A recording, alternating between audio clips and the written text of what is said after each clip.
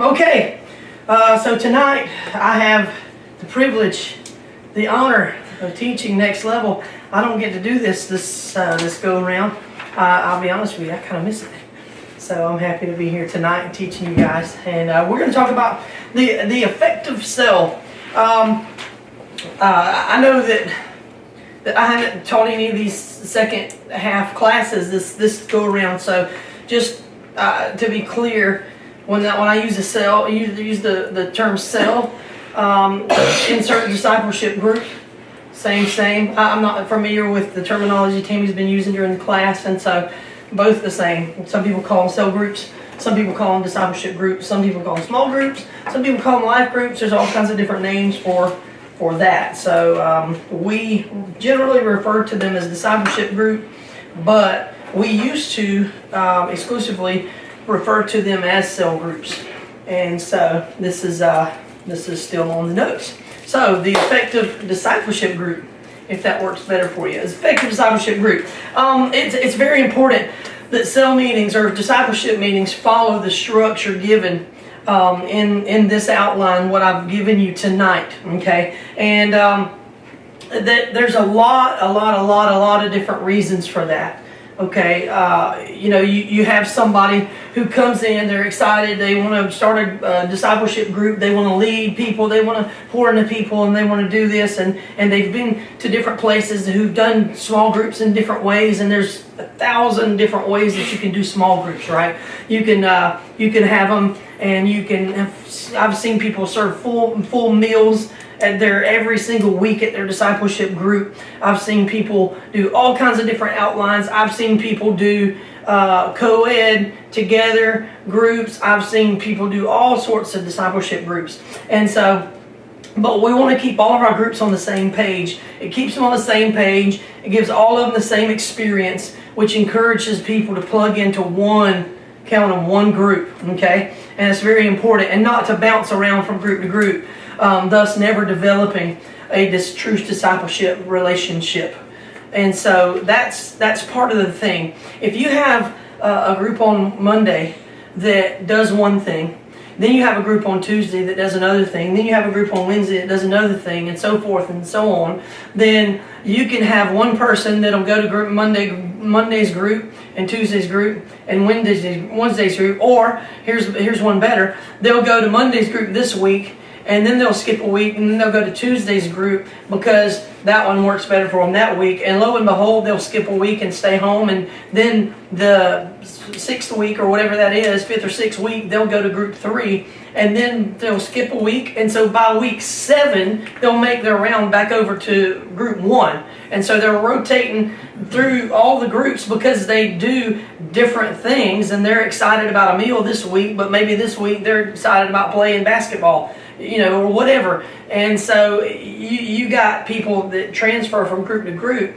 and you can see where that will crush and suppress their ability to really form solid relationships, because they're bouncing from place to place looking for a different experience. But if we have the groups are the same, they're going to experience pretty much the same thing. Now, obviously, if Roxana has a cell, at her house, Roxana's got her personality. Her presentation of her outline is going to be a little bit different because it's her personality. Same as Alan. Alan's personality is a little bit different than hers. So you're going to have differences in that type of flair always.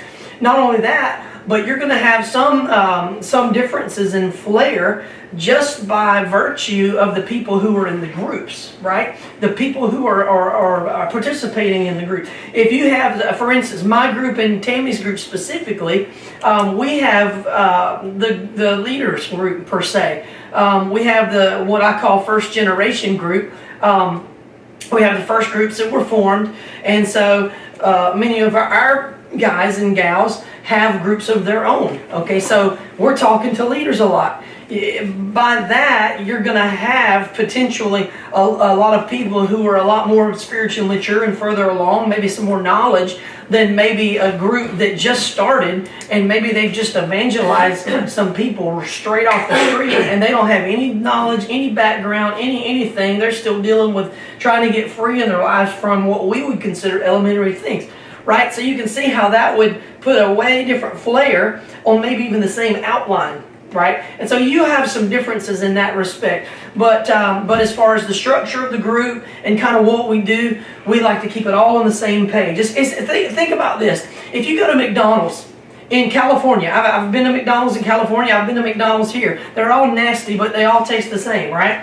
You eat a quarter pounder here, and it tastes the exact same way as a quarter pounder does all the way in Fresno, California. Right? It blows your mind. Why? Quality control. They know exactly how long to cook it. They know exactly where they get the meat from. They know exactly where they get the buns from. They know exactly the process by which they make and assemble the burger. They know all of this stuff, and they replicate it.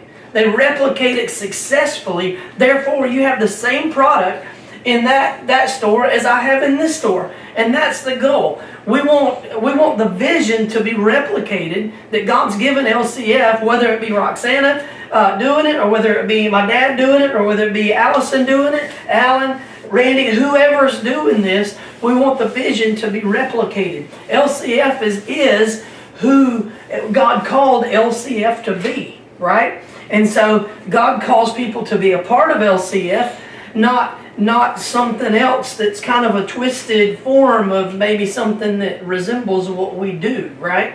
And so that's how you create factions. That's how you create factions, is you start doing your own little thing. You know, remember the metaphor of cells, right? Cells in the body and all of that. Remember that, the anatomy of the cell. What happens if a cell in your physical body starts doing their own thing? Starts morphing. Y'all know? Chaos. Huh? You should know better than anybody. Cancer. Cancer. When a cell starts morphing and kind of doing its own thing and not replicating properly, then it becomes cancer. And it's kind of the same flair. You can have a faction that'll break off in a body by a group trying to just do their own thing and be their own little thing. Okay? And so that's never good. So quality control, you can, if you want to use the quote unquote secular terminology, it will be quality control. The vision, the heartbeat, the culture stays the same across the board. We are LCF. We are Liberty Christian Fellowship, whether it's meeting at Alan's house, whether it's meeting at Randy's house, in a group, whether it's meeting here at the church. We're a part of the vision that the mandate that God's called LCF to do in this community. And so that's what quality control is. Each part of this structure plays an important role and is there for a reason. It's there for a reason. Listen, guys, I totally don't mean to sound prideful or even demeaning to anyone when I say this, okay? I totally don't mean it that way at all, but I'm going to put this out here, and I hope you guys can hear my heart in this. I've been doing this for a long time, okay? And you can bank on the fact that 9.9 times out of 10, I do things and I have things set up the way I have them set up for a valid reason. And I have actually sat either in my office or on a table with multiple people around and discussed and prayed and thought about the way we do things. Like even down to, and this may be surprising to some, we actually think about where we put the tissue boxes in the sanctuary. That's by design, believe it or not. Where we put the tissue boxes are by design. Okay? So, to take something as important as the way we do our discipleship groups, you can bank on the fact that we've really come up with the way we've done this for a reason, for a real valid reason. Now, it would take, I say all that to say this. I don't have time to give you a list in a classroom setting here of why we do this way and this way and this way and this way, and line out every single reason why we do everything. If you have a question, you feel free to ask. I'm not saying don't ask questions. I'm not saying that at all. However, I'm not going to give you just a bunch of list of reasons tonight about why we do. Yeah, I may throw a few out here once in a while, but I'm not going to list every reason because I don't want to waste your time nor mine, okay? So, but just do know that we do this stuff the way we do for a reason. So don't take it upon ourselves to add or take away from this structure, what I'm about to present to you. Letter C, time is critical. That's a huge part of why we do the way we do, is time is critical. Y'all that have kids, you guys are, I'm singing your song right now, big time, I would imagine, when I say time is critical in discipleship groups. Why? Because you got to get home, get your kids fed, get them to bed, get homework, get get them to bath, blah, blah, blah, blah, right? And so time is of the essence. Time is of the essence. And so it can help you minister to people and reach people, being time sensitive can, or it can eliminate the possibility for you to reach people, right? And so we keep that in mind. The discipleship meeting is designed to be no more than 1 hour for a reason, okay? If a leader allows their meeting to consistently go on beyond an hour, it will begin to hurt their attendance and their stability. Why is that? Because people like Allison who have kids, they're not going to come to your cell group if every time you have it, you go for 2 hours. Because you feel like you have to pray and prophesy over everybody in the room.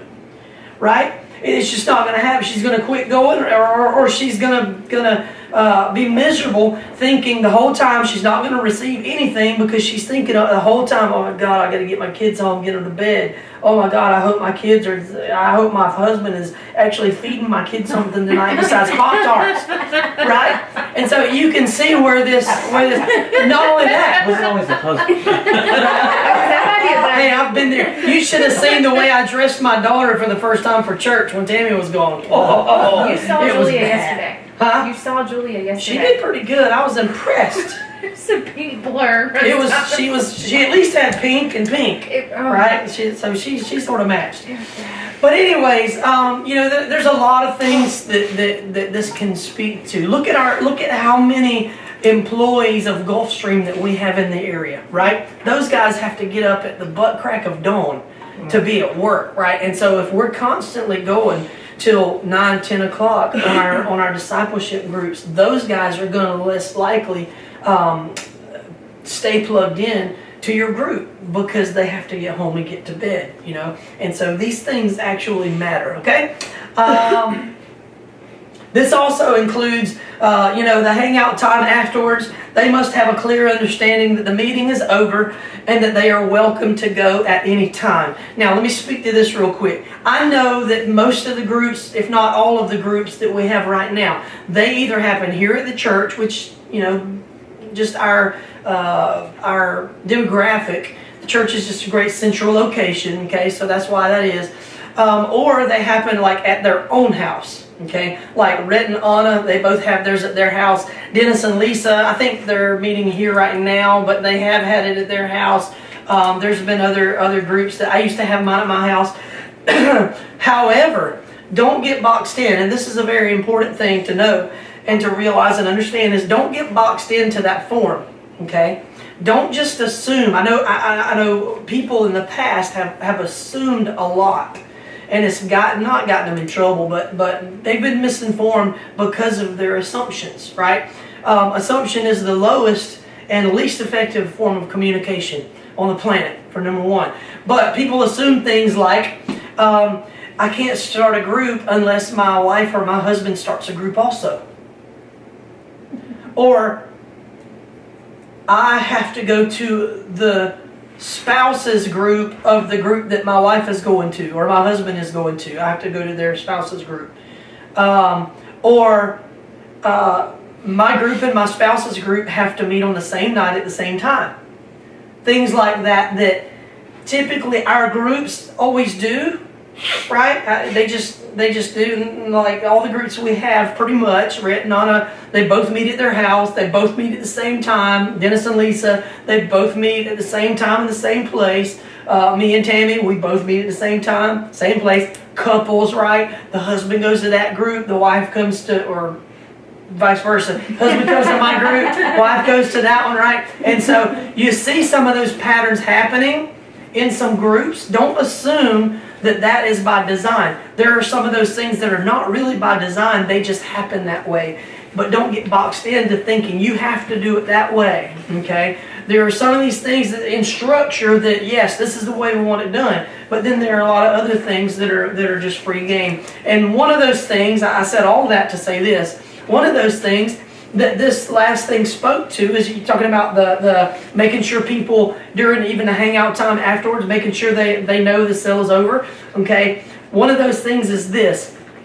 Don't assume that if you run a group that you have to do it at your house or that you have to do it at the church. If my dad, for example, wants to be a discipleship group leader, he could theoretically do it at Alan's house. Alan's house could be the host home for that group, right? He's not the leader, he is. But maybe because of the people that you're reaching, maybe your house is kind of more of a central location. Maybe it's easier for people. Maybe that's the thing. And so now what you're dealing with is, as the leader, you and the group are, you're coming into Alan's setting and into Alan's home. And now as a leader, you have to be sure and dismiss your group and say, listen guys, the group is over.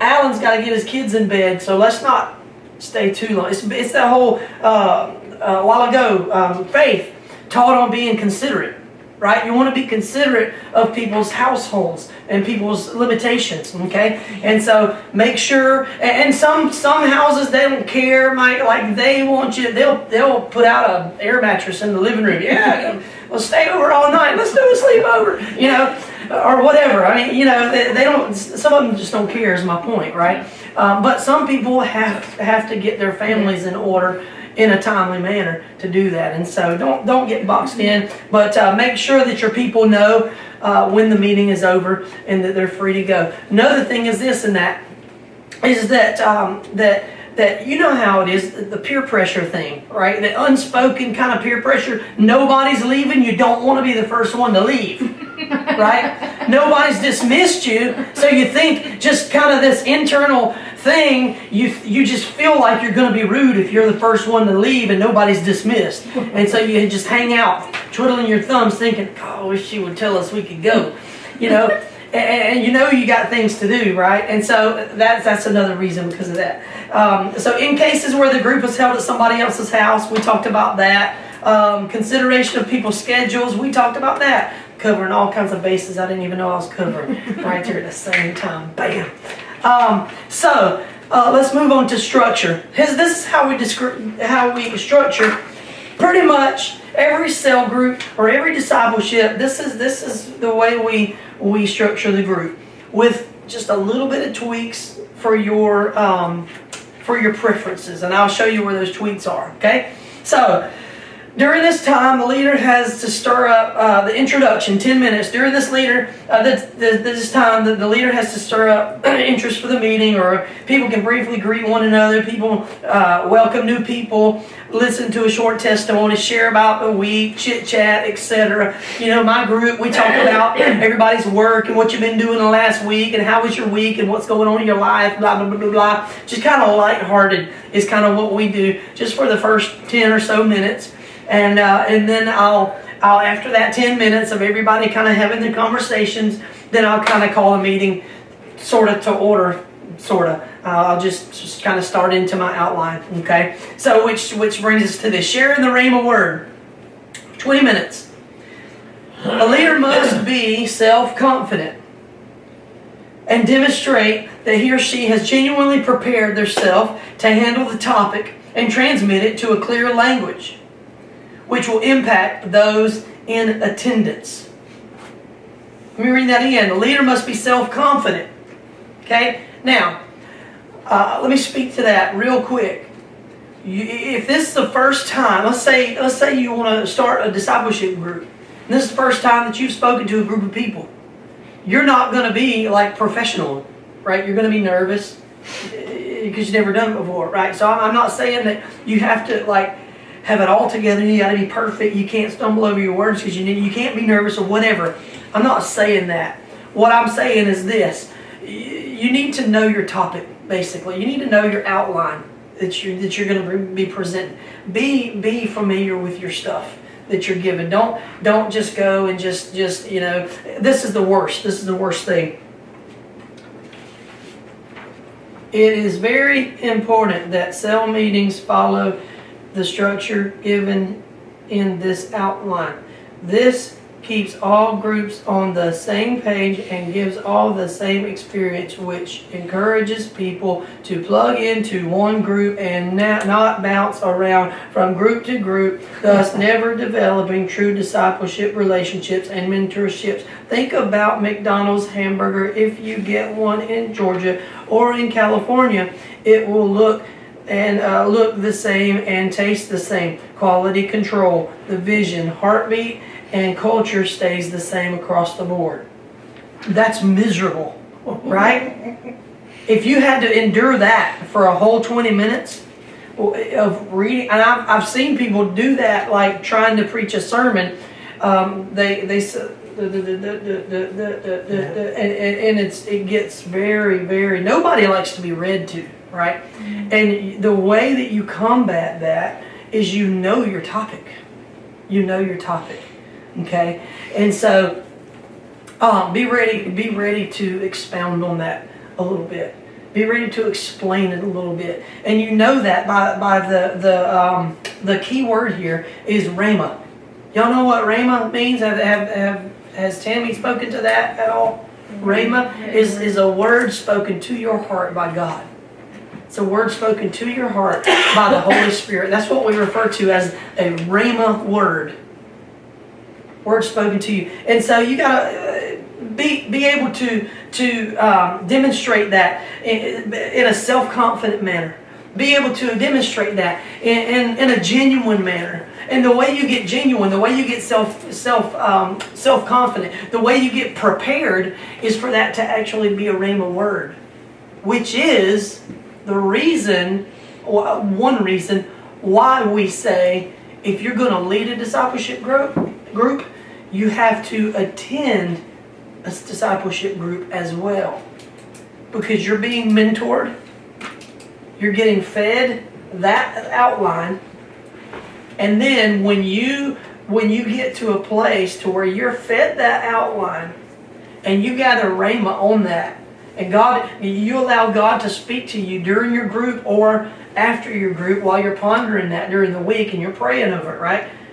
Then God's ministered it to you. Now you can take it to your group and you can present that in a way that's confident, you're prepared, and it's genuine because God's done something in you or spoken something to you on that. There's a clarity about that you wouldn't have if it was just reading words on a page and not understanding what you're reading, like you're reading a novel. Okay?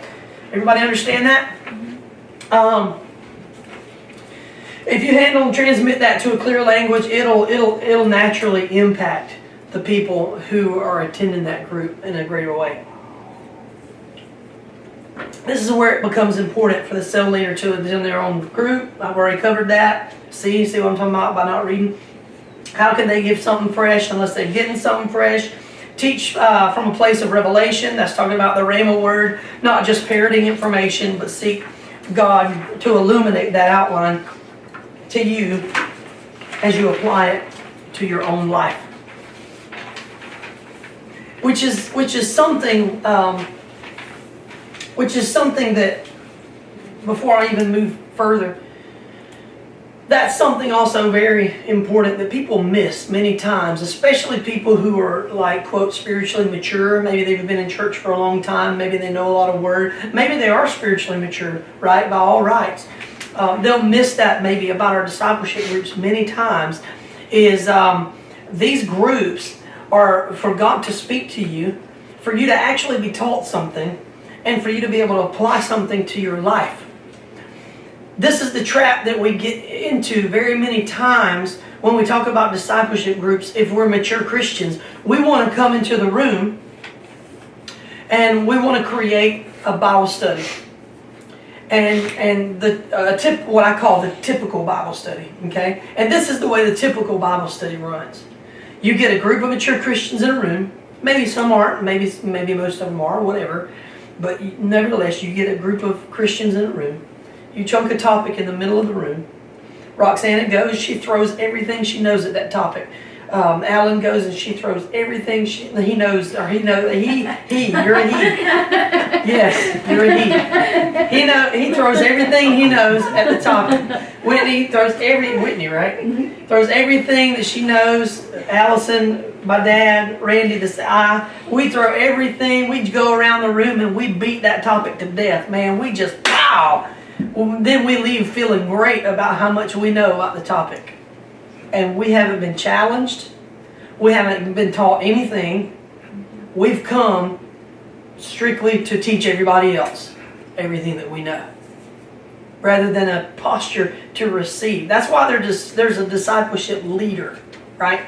To present this thing that God's ministered to them, hopefully, right? And given them a rhema to get out to the masses. Am I saying that you can never contribute? Look at your group, right? And if you guys have been to group, everybody has a contribution. I'm not saying that. I'm not saying everybody sit down and shut up, right? I'm not saying that. But at the same time, we should come with a posture to be able to get something to apply to our life. Here's another example of that. Is we'll get there and we'll pitch out discussion questions along the way, right? And this is what we do as Christians. We start treating those discussion questions as if the question wasn't asked about us. Like we start treating the question as if it was asked about them. Like nobody inside the room. Like the question is not asked to us within the side of the room. The question is asked of the church or the world, right? Everybody outside of the room that we're sitting in. And so that's how we answer the question. People do this, people say this, that, and the other. The church has a problem here, and here, and here. Well, the world treats God like this, and da-da-da-da-da-da-da-da. There was one time where I actually stopped the group. I asked a question like that, and this guy actually started, reaching out to the abstract group of people, whoever they are, right? And I stopped in mid-sentence, and I was like, no, I'm not asking about them, I'm asking about you. Because these discipleship groups are about applying truth to our life. Right? Our life. The people within the room, right? And so that's where it becomes different than a typical Bible study, these groups. That's where we begin really to grow. When we come postured, remember what I talked about in church this morning, right? A generation that don't want to be fathered. That when we come with a posture to be fathered or mothered spiritually, that's when we begin to grow, right? Okay, so moving on. In this, you must strike a good balance to cover the information given, but at the same time teach it from a place of revelation that happens in you, and it requires discipline. See, what I'm talking about here is this. Tammy's and I, we're the first group on the rotation. Like, either Tammy comes up with an outline for her group and I come up with an outline for mine. Typically, they're different. Sometimes we use the same outline. Maybe I'll use hers or she'll use mine or whatever. And so our group's the first in rotation. And what I do and what she does is this. Every group leader within our group will bring that many copies of the outline. I think Tammy actually gives a copy to everybody, right? I don't necessarily do that. But I'll give the group leaders in my group a copy of the outline that I'm doing. And that's the outline that they'll use to teach, okay? So, they need to cover the information there to keep it on the same page, right? to keep the quality control, to keep the hamburger a hamburger, right? But at the same time, they need to teach it from a place of revelation that God's spoken to them. Now, here's the way you balance that. Remember what I was talking about today. We'll take the point about the roots, right? What did I say? The size of the ball compared to the size of the tree. Yeah, the size of the roots compared to the size of the tree. And what I said is a solid root base, where how good you're rooted will carry you through the storm, right? Pretty much is what I said. Now, to you, that may really speak to you concerning the Word of God. Like, I need to be rooted and grounded in the Word of God. The direction that I felt this morning to go with that is I felt like God wanted me to talk about spiritual fatherhood in that group. Maybe to another person that may really speak to their life concerning prayer. Like my prayer life, I really need to get my... And so that's covering the same information, but yet getting the rhema word. So in your group, you may talk, when it comes to that point, you may give an example of prayer and how in your life God is really ministering prayer to you, and how that's gonna help with your root base. And with you, it might be fatherhood, or with you, it might be the Word, being rooted and grounded in the Word of God. So you see where you're teaching the same information, but yet you're giving kind of on your own kind of spin to the information that you're teaching based on how God has ministered that to you. Therefore, you can come from a standpoint of rhema at that topic, and you can get it out in more of an effective way, and a more confident way, and a more prepared way, right? And a more genuine way. See the way that works together? Okay? So, that requires discipline, because a lack of discipline, you can just keep right on going, and just before you're not even teaching the outline anymore. Like you're doing your own thing way out in la la land somewhere, and you started on point one, and like you're just gone. And so it requires some self-discipline to be able to do that. And quite honest, it for some people it requires practice and realizing and knowing that's like kind of especially a good teacher. Like if you're a good teacher, you'll just, you guys see me do it all the time in there. Like on Sunday morning, I'll start an outline and I'll be way over here somewhere. Now I can afford to do that on a Sunday morning because nobody gave me the outline, and I'm not giving anybody else the outline, right? So it's a one-shot deal. But in our discipleship groups, we can't necessarily afford to do that, okay? So, next, so that was introduction, 10 minutes, Rhema Word, 20 minutes, and discussion and application, 10 to 20 minutes. Okay, now let me speak to something here before I get into this time. Remember I told you we're going to give you a structure. Some of this you can kind of tweak and turn a little bit to your preference, okay? Tammy and myself, we're great examples of this, okay? With my group, and I don't know how Anthony does his, but I know how Tammy does hers. I don't know how Lisa does hers either. With my group, my questions, my discussion questions, they will be inserted various points throughout the outline. So what I'm doing is I'm giving and sharing the Rhema Word, and I'm doing the discussion and application all at the same time, balled up in this 30 to 40 minute time block all together, kind of as one big package, right? Whereas Tammy, I know Tammy does this. She'll teach her outline. There may be some discussion on it just by people just kind of jumping in and throwing their thoughts out.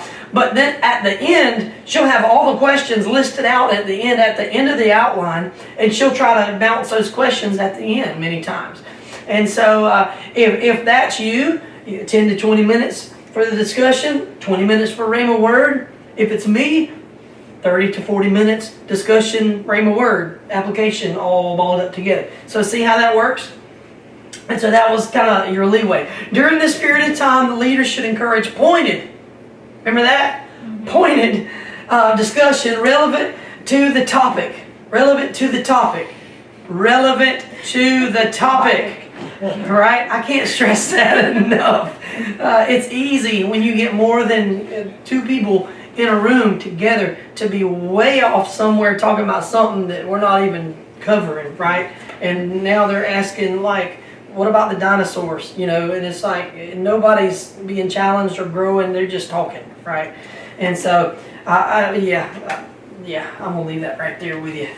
So they should also present illustrations to help give a practical sense to their teaching, encouraging every person to apply immediately what they've learned in their daily life.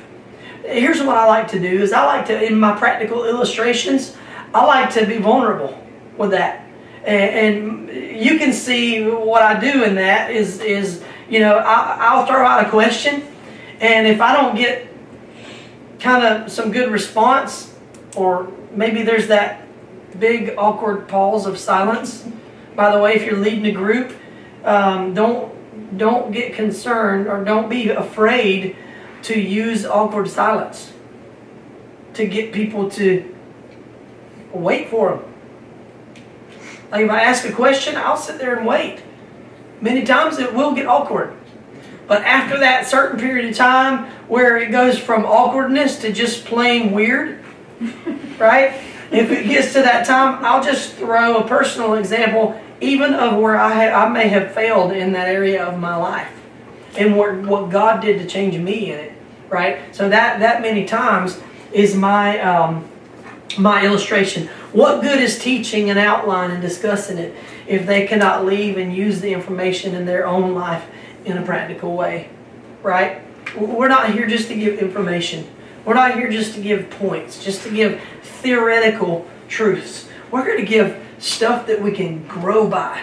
That's what discipleship is all about. Getting stuff that we can live our life by, that we can go outside of these four walls and we can reach a community with, that we can go and we can minister to our families better. We can be better husbands. We can be better wives. We can be, you know, better kids. We can be better workers in our jobs. Just things that we can use on a daily basis to help bring the kingdom of God to this earth. Sometimes you must force them to not to talk so theoretically and abstract, but bring it to the here and now. And that's just exactly what I was talking about just a minute ago, of how we like to talk way out there to other people. We like to answer the question as far as other people. And it's especially with men. Men are worse at this than ladies many times. Is we certainly don't want to show vulnerability. There's something within us guys that we don't want to be vulnerable to each other. We want to keep the walls up, and we just rather just go on about our merry way. But I can tell you this by experience: if you get a group of guys broken in that will be honest and willing to share with each other, be willing to pray with each other, be willing to open up, show vulnerability, show support, rally around each other like a band of brothers, literally, then man, you got a powerful thing. Same with ladies. You know, ladies typically, this is where they may not open up because of that person. And that's what I like to call cat fights. Because of that person. I know that person. She gonna go tell her husband. Right? Which, all of that, you know, that's an obvious. I use this all the time to new people in the group. What happens in the group stays in the group. Like, this is Vegas, baby. What happens in the group stays in the group. You get a person that runs their mouth and gossips, right? That'll destroy the fabric of a group. So here's a tip, as a leader of a group, keep that stuff at bay. And don't be afraid to confront that. Both guns a-blazing. If you got somebody that'll gossip in your group, can't have it. Can't have it, because it'll destroy trust, it'll destroy vulnerability, it'll destroy openness, and it'll destroy ministry. Okay? So, sometimes you gotta force, like I've said that, people will deflect.